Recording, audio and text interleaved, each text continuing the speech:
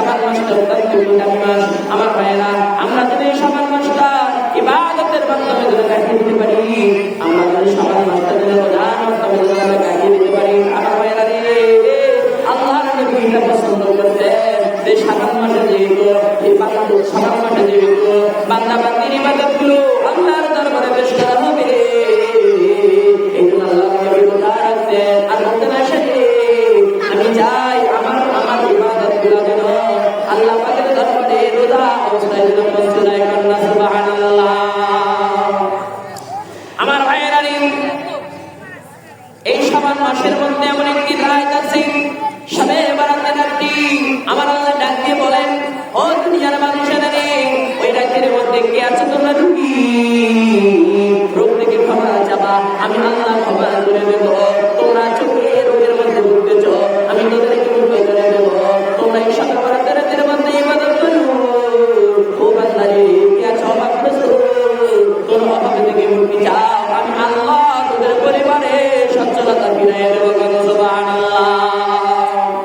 আমার ভাইয়েরা, শুধুমাত্র তাই নাই, আমার রাসূল বলেন যদি কোন আমার উম্মত এই শবে বরাতের রাতটা ইবাদত করে কাটিয়ে দিতে পারে, আমার আল্লাহ বলে দিয়েছে, আমার রাসূল বলে, সাহাবীরা রে, আল্লাহ আমাদের জানিয়ে দিয়েছে, আমার এই উম্মত আর উম্মতকে জাহান্নামের আগুন স্পর্শ করবে না। সুবহানাল্লাহ।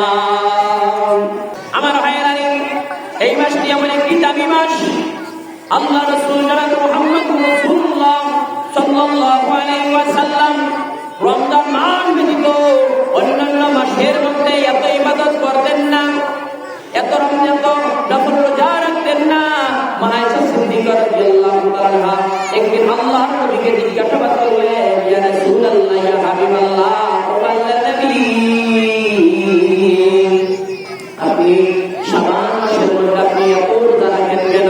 ইয়া রাসূলুল্লাহ, ইয়া হাবিবাল্লাহ, যেমন আমি আয়েশা নজর করে দেখতে পেরেছি, আপনি যখন শাবান মাস যখন চলে আসেন, আপনি যখন এত বেশি পরিমাণে রোজা রাখেন, আমি আয়েশা বুঝতে পারি আপনি মনে হয় রোজা কোনদিন ছাড়বেন না। ইয়া রাসূলুল্লাহ, ইয়া হাবিবাল্লাহ, আর আমি এমন সময় আমি দেখতে পারি যে আপনি রোজা ছেড়ে দেন, আর মনে হয় রোজা আপনি রাখবেন না। বলেন না সুবহানাল্লাহ। আল্লাহ রাসূল বলে, আয়েশা রে, আমি এত পরিমাণে এই মাসের মধ্যে রোজা রাখি কেন? আমি এত বেশি রোজা রাখি এই কারণে, আমি চাই আল্লাহ পাক যেন এই পবিত্র অবস্থায়, এই রোজা অবস্থায়, এই শাবান মাসের মধ্যে যেন আমি রাসূলের আমলগুলো যেন আল্লাহ দরবারে হাজির হয়ে যায়। আয়েশা, আমি আমার মাঝে মাঝে রোজাকে ছেড়ে দিই এই কারণে, আমি যদি এত পরিমাণে যদি আমি রোজা রাখতাম, না জানি আমার আল্লাহ যদি বুঝে এই শাবান মাসের রোজাগুলোকে যদি আল্লাহ যদি ফরজ করে দেয়, যেহেতু আমার উম্মতগুলো এত দুর্বল হবে, আমার উম্মতগুলো এত দুর্বল হবে, রমজানের রোজা রাখতে পারবে না। আর আমি যদি এত পরিমাণে যদি বেশি রোজা যদি রাখি, আল্লাহ পাক যদি আমার উপরে খুশি হয়ে রমজানের মতো যদি শাবানের রোজাগুলো আল্লাহ ফরজ করে দেয়, এই জন্য আমি রাসূল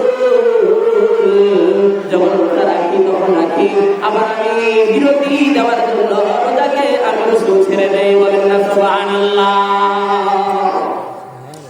আমার ভাইয়েরা, সেই দিনগুলো আজকে বিলীন হয়ে যাচ্ছে।